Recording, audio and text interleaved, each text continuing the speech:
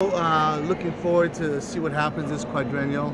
I think we have a lot of exciting things in foil, both on the men's and the women's side.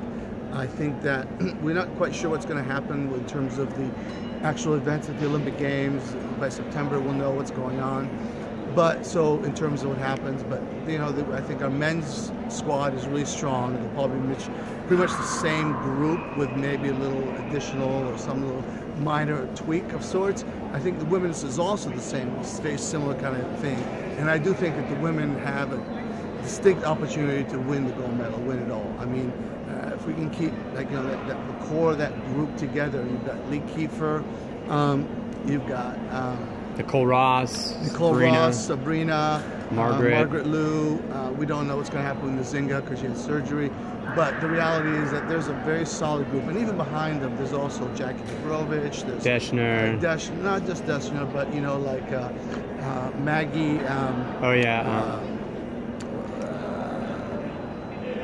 Anyway, Notre Dame, fellow Notre Dame fencer. Anyway, so all of a sudden I have a blank senior moment. But the reality is that the women's team is a really solid group, and I think that Madison Zeiss, that's what it is. And the reality is there's a very solid group, so it's not just four of them. The men, you kind of have these four really so super outstanding, and then you have kind of a gap, and there's some other ones that are kind of there, but those guys can't, you know, they have a hard time making it to the second day a lot of times, and just to make the second day.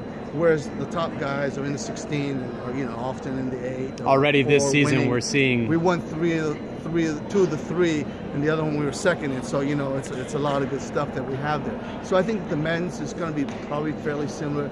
The women, I think, also, though, looking at it, I think we have a really good chance this quadrennial.